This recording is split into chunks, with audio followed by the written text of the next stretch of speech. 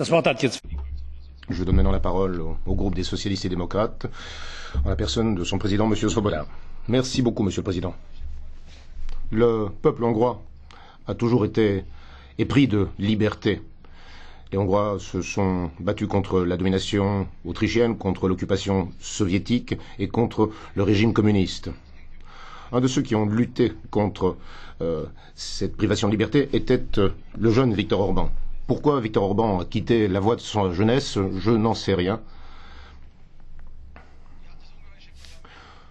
Le Parlement hongrois a effectivement le droit d'adopter les lois et les constitutions qu'il veut adopter. Mais dans aucun pays de droit, dans aucun État de droit, dans aucun État de l'Union européenne, ne peut-on arbitrairement adopter des lois. Aucun État de droit n'accepte que l'on décide de constitutionnaliser quelque chose pour empêcher la Cour constitutionnelle d'agir. Dans aucun État membre, il n'est acceptable que l'on mette à la retraite prématurément les juges. Et la Cour européenne de justice l'a constaté. Et pourtant, la Hongrie n'a toujours pas mis en œuvre cet arrêt de la Cour européenne de justice.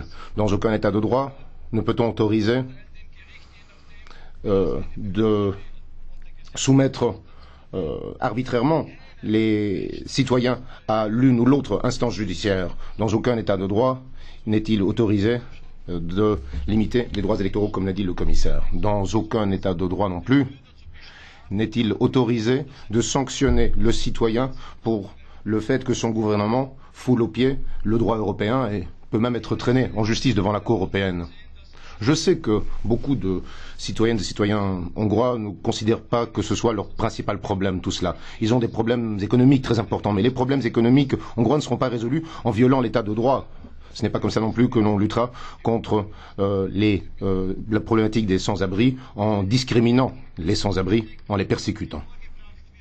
Toutes les critiques formulées sont très rapidement balayées d'un revers de la main parce que ce seraient des critiques de gauche. Monsieur Barroso est-il de gauche? Madame Reding est-elle de gauche? Est-ce que le président du Parti populaire autrichien est de gauche? C'est grotesque, mesdames et messieurs.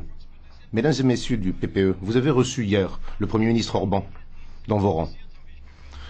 Certains d'entre vous l'ont critiqué, d'autres, nombreux, l'ont applaudi. Je crois qu'il est temps de choisir votre camp. Êtes-vous dans le camp de la Commission, de la vice-présidente Reding, ou êtes-vous dans le camp de Viktor Orban et de la violation des droits? Est-ce que vous êtes dans le camp de l'état de droit, du respect de l'état de droit, ou non? Et je lance un appel au Conseil pour que le Conseil prenne clairement position. Ce que j'ai entendu aujourd'hui, madame, n'était pas clair. Est-ce que vous soutenez la Commission européenne? Nous avons eu un débat à propos de la Roumanie où la situation est tout à fait différente. Mais ce n'est pas de cela qu'il s'agit aujourd'hui. Aujourd'hui, il s'agit de la chose suivante. Et j'ai dit à l'époque que je soutenais également la Commission européenne. Aujourd'hui, il s'agit de ceci. Est-ce que nous faisons confiance à la Commission européenne pour qu'elle veille au respect du droit? Voilà la question cardinale. Et le Parti populaire européen n'a pas le droit de tourner autour du pot. En tant que socialistes et démocrates, nous sommes dans le camp du droit. Un dernier mot. Au nom de la communauté juive américaine, son président s'est exprimé de la manière suivante. Je ne rends pas le président Orban responsable de l'antisémitisme. Mais, mesdames et messieurs du PPE, vous n'avez pas le droit d'accepter qu'aujourd'hui, dans toute l'impunité, l'on écrive à côté des noms de professeurs d'université juifs. J'attends de la part du Premier ministre hongrois, de la part du Fidesz, une déclaration parfaitement claire. Il faut que cet antisémitisme disparaisse en Hongrie et que les positions soient claires. Je vous remercie pour votre attention. Merci, Monsieur Svoboda.